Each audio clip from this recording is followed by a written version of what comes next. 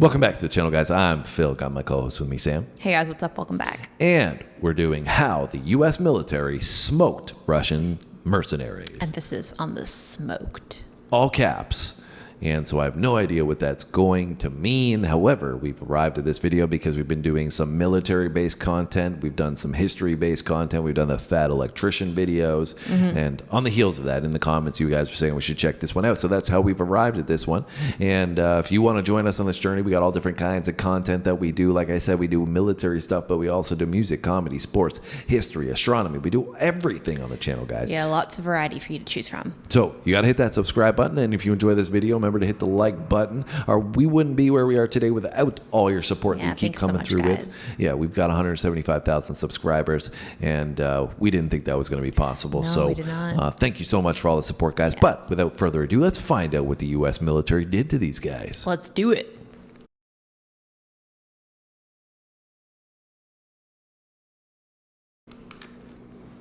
First vehicle in the convoy suddenly blew up. The Russian mercenaries knew something was wrong.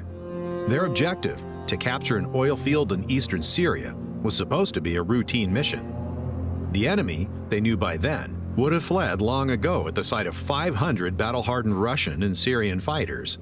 But instead, the attack had come to an abrupt halt, and explosion after explosion shook the ground. It wasn't long before AC-130 gunships, Predator drones, Apache helicopters, and fighter jets were circling over the battlefield, pounding the attackers from every imaginable angle. Wow. What the Russian forces didn't know was that the oil field was not defended by any fighters, but by American Special Operations Forces, supported by the most powerful air force in the world. And so, within a few minutes, the routine mission turned into hell on earth and into one of the deadliest engagements for the notorious Russian mercenary group Wagner. To stop the rapid advance of the self-proclaimed Islamic State, the U.S. had deployed troops in Syria since 2014. They supported the so-called Syrian Democratic Forces, or SDF. A year later, Russia also intervened in the fight against ISIS, but on the side of Assad's Syrian government forces. The SDF and the Syrian army were never seen as allies, but in keeping with the saying, "the enemy of my enemy is my friend," both parties at least mostly avoided each other. After years of fighting, both armies managed to drive out the terrorists, and by 2018, ISIS held only a fraction of its original bases. To prevent an unintended conflict between Russian and US-supported armies, a deconfliction line was formed along the Euphrates River, which effectively bisects Syria. In addition, both parties were able to contact each other through special telephone channels that were kept clear at any time. But despite all these precautions, on February 7th, just a few miles from the Euphrates River, the first deadly clash between Russians and Americans since the Cold War occurred. Wow.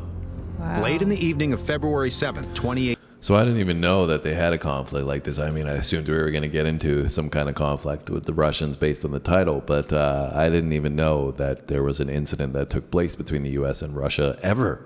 I would have, thought that would have provoked some more escalation. Yeah, like a domino effect to something else. Yeah, broader escalation, because we hear about all that right now, even, right? Obviously, with the conflict that's going on in Ukraine, we know that, there's some involvement in terms of funding and equipment that's going there from the U.S., but there's no actual troops there. And, the going theme is if any American troops or individuals were caught in the crossfire, that could lead to an escalation and draw the U.S. into the war, right? So I'm surprised to even, start getting into this where there was an actual conflict in a country at a certain point. In person. But from Russia, right, they're mercenaries, so it's not like it's like their actual army, right? So maybe that's partially why. Yeah, that's a valid point. That's a good point, that it might be hired guns and they're contracted, but they're not actually falling under the umbrella like of representing Russia. Russian military. Yeah. There are probably military members that have just been contracted out, but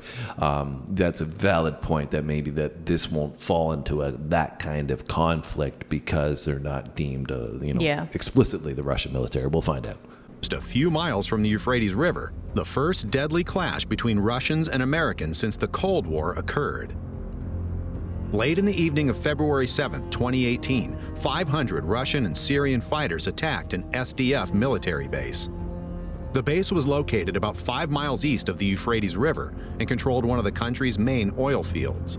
Thus, like most oil fields, the area was officially on the Syrian Democratic side of the ceasefire line, but this did not stop the Syrian-Russian troops in any way. The attackers were supported by various Russian-made battle tanks, as well as mortars, artillery, and rocket launchers, with which they began shelling the SDF base without warning. In addition, Russian Air Force aircraft were on standby to provide air support, but initially remained on the ground. However, while everything was initially going according to plan for the attacking forces, the phone suddenly rang in the Russian headquarters near the Euphrates. A representative of the U.S. military was on the line and wanted to know whether Russian fighters were currently trying to take the military base at the Conoco oil fields. Here, not only the Syrian Democratic Forces were under heavy artillery fire, but also their allies, American Green Berets, Army Rangers, Marines, and various support units. Wow. After the Russians had explicitly denied the question whether the enemy were their troops, it was clear to the caller. Whoever was currently taking fire at his soldiers, he would feel the full force of the American military in just a few moments. The response to the attack on their military base was prompt and tremendous.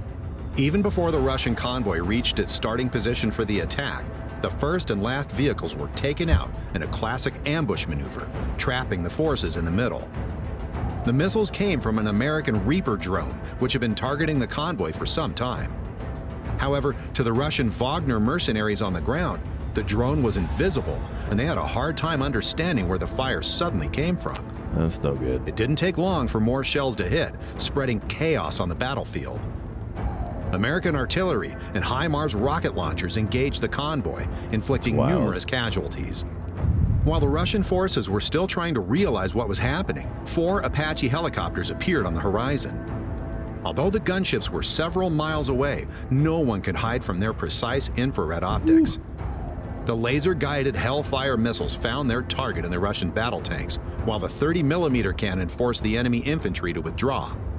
Few of them were able to escape the explosive shells, and a Russian survivor later reported that they suffered about 200 casualties within the first few minutes, almost half of the entire attack force. First few minutes. The reports that are on TV about, about Syria and the 25 people that are wounded there from the Syrian army, and, to make it short, we've had our kicked.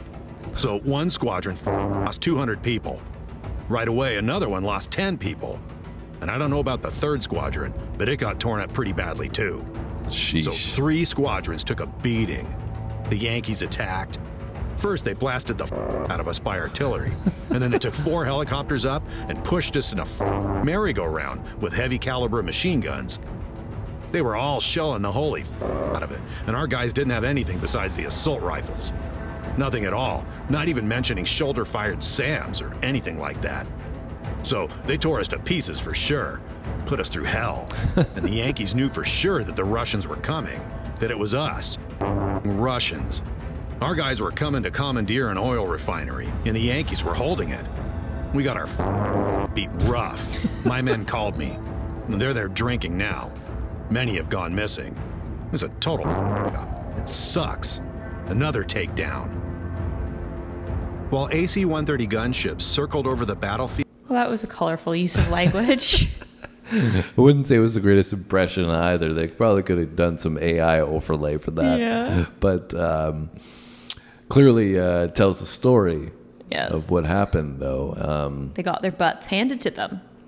Yeah, I mean, pretty accurate that they smoked them. I mean, we got 4 minutes left here, so I don't know what else we're going to get into, but they didn't have much in the U.S. You just lose like half your army in the first 3 minutes of the brought situation. some choppers in and, drone strike and Literally all of a just sudden. missiling, blowing up their tank. It is wild, too, just seeing some of the visuals here, because you hear about some of this technology, even as we've done more military-based stuff on the channel. We've learned about some of the capabilities in the military and some of the different equipment that they have. But seeing some of it, like the infrared and how you saw it working on the chopper there, on the helicopter, and then, seeing the visual, the image of it. And, so I think we're getting more of a feel for how some of this stuff works, which is pretty cool. Yeah, for sure. And like you said, like seeing it in live footage, it's like, wow. Yeah. many have gone missing. It was a total It sucks. Another takedown. While AC-130 gunships circled over the battlefield engaging individual targets, large B-52 strategic bombers completely destroyed the convoy. Those who managed to escape hid in buildings, but even there they were not safe for long. Late into the night, the attackers were hunted by F-15 fighter jets, whose bombs penetrated even the best cover. The new fifth-generation air superiority fighter F-22 Raptor was also used, but for the soldiers on the ground, it no longer made any difference who was pounding them. The Russian contractors did not stand a chance against the American Air Force. Although there were rumors that some pilots from the nearby Russian air base were asking for permission to take off, the blue-painted Su-34s and 35s remained on the ground. The attackers' casualties were so heavy that in the middle of the battle, one of the Russian commanders called in and asked for a ceasefire, indicating that Russian military was in contact with the attacking fighters after all. A published call from a Wagner mercenary sums up events in Syria. Just had a call with a guy, so they basically formed a convoy, but didn't get to their positions by some 300 meters. One unit moved forward. The convoy remained in place about 300 meters from the others. The others raised the American flag, and their artillery started ours really hard. Then their choppers flew in and started everybody. Ours just running around. Just got a call from a pal, so they're about 215 killed. They simply rolled ours out hard. Made their point. What the ours were hoping for in there? That they'll run away themselves? Hope to scare them away? Lots of people so bad they can't be ID'd. There were no foot soldiers on the American side. They simply our convoy with artillery. When the battle ended early next morning, there was nothing left of the convoy of vehicles.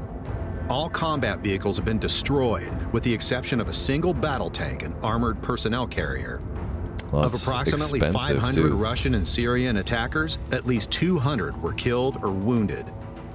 One of the mercenaries later reported that in some places they found solidified melted sand and gun barrels bent from the heat.